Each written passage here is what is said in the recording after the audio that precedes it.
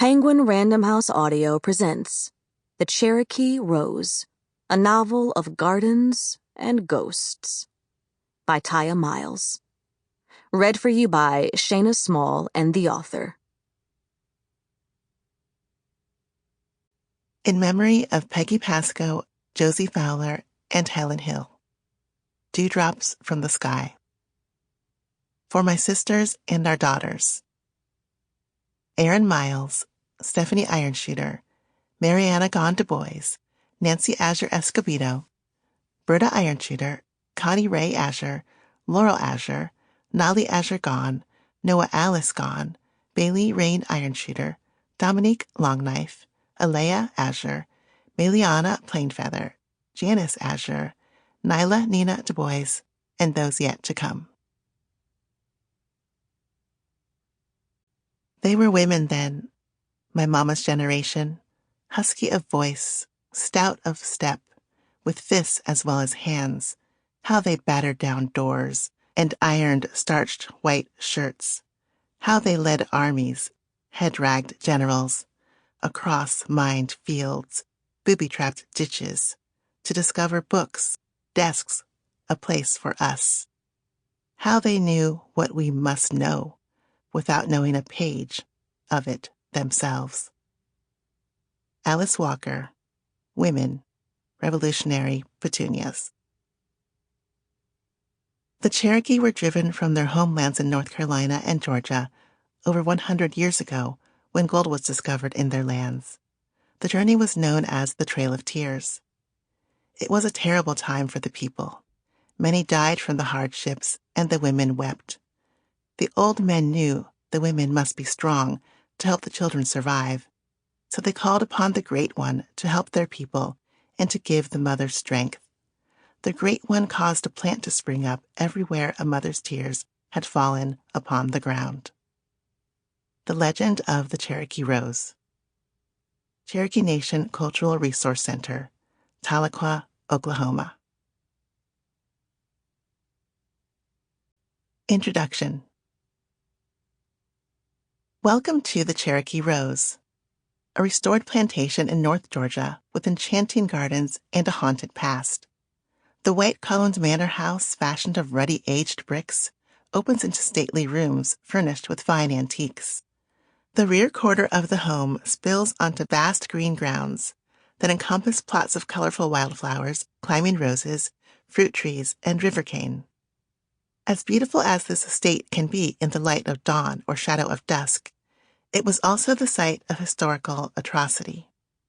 Nevertheless, this is a place where 3 young women of African, Native American, Muskogee and Cherokee, and European descent joined forces to honor their ancestors, reclaim the past, and save sacred ground, and as a result find new meaning in their lives. As the characters in the novel discover, this compromised historic site where traumatic historical events occurred can nevertheless become the place where they belong. For some, this will be your first visit to the Cherokee Rose. For previous readers, this will be a return trip to a place and story that will be familiar and, at the same time, much changed. This is a new version of a novel I wrote approximately a decade ago after completing an award-winning history about a plantation of majority Black residents owned by a Cherokee family in Georgia before they, enslaved people and Cherokee slaveholders, were forced west by the U.S. government's Indian removal policy in the 1830s. This version of the Cherokee Rose includes the same characters who many readers have told me they came to love, as well as revised, rewritten, and new scenes. It also includes an updated author's note, which details the research behind the writing, with a segment on the Southern plants in the book, as well as a recent essay in which I reflect on the novel as a work of historical fiction. This last topic, how the genre of historical fiction relates to historical study, is the one I have been asked about most consistently. Readers of the Cherokee Rose have asked how I approach fiction writing as opposed to historical writing, what tensions I experience as an author working in both forms, and the benefits and costs I associate with each approach. I find deep satisfaction in applying the crafts of both history and fiction, and I feel that each allows for the open exploration of historical themes and stakes. In scholarly historical writing, argument, sources, context, and clarity are paramount, while in fiction writing, characters and the events of their lives in relation to the story take precedence. If history is intended to enlighten readers about change over time based on argument and evidence, fiction is intended to take readers on an emotional journey through identification with characters. The emotional truth that fiction writers can sometimes capture is often just out of the scholar's reach, due to the unforthcoming nature of historical sources. This distinction between history as explanatory and fiction as emotional is a lesson I have had to learn through trial, error, and practice, as my desire to convey information, transmit cultural ideas, and wrestle with social issues at times overtook my development of characters and their interpersonal relations in the previous version of The Cherokee Rose. Still, I believe that both history and fiction do theoretical work, and that both historical and fictional roads lead to enlightenment about the human condition and how we have and have not, should and should not, shape our communal lives. A fundamental subject of our time and all time. In my approach to both types of writing, I aim for the same kind of revelation, a realization that history matters to the present in both positive and negative ways, and that engaging the past can lend unexpected richness to life. I see the past, including personal and collective memories and individual and group histories, as a powerful tool in our human kit for living meaningfully in the present and preparing intentionally for the future. My works of history, which focus on race, slavery, women, and the environment in the United States, are always about the present and future as well as the past. And the same can be said for my fiction. Indeed, my brand of historical fiction might be more accurately described as time tandem fiction or historical bridge fiction because of my attention to contemporary characters living modern lives that are always influenced by dynamics of the past, whether or not they know it. And while I am honored that professors of U.S. history and Native American studies have assigned the Cherokee Rose in courses, I want this novel to be a pleasure to read for anyone with an interest in women's lives, family formation, racial identity, historic places, Black and Native American ties, genealogical research, spiritual conviction, or gardens.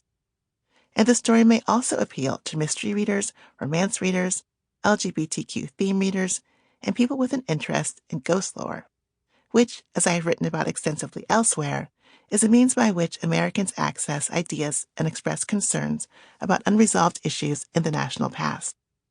Many of the ghosts profiled in regional tales and local tours represent larger experiences of crisis and trauma, such as colonialism, war, and social disruption.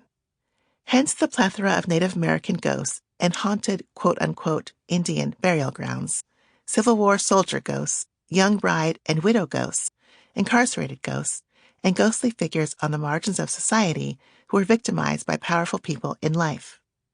Through the ghost, the aggrieved person who returns to expose a wrong or settle a score, contemporary readers and tourists can confront troubling aspects of social history in a way that feels intellectually and emotionally safe. This book is about a haunting. There is, at the same time, a joyful element to the Cherokee Rose that springs from the bonds people form even in the most unlikely and difficult of circumstances. This sense of joy surfaces in the book through platonic and romantic moments of intimacy between family members, friends, mentors, students, ancestral spirits, and would-be lovers, and between people and the natural world, particularly plants. Each of these intimacies must unfold on tarnished ground, in this case, plantation land, because this is the place where the characters find themselves due to historical forces, and indeed where we find ourselves as inheritors of American racial legacies. I believe that even the most stained places on our national landscape, like plantations where African and Indigenous people were exploited, are features of our shared cultural heritage that can be renewed and reclaimed to tell new stories of resistance, love, and hope. And indeed, these places must be confronted. Sample complete. Ready to continue?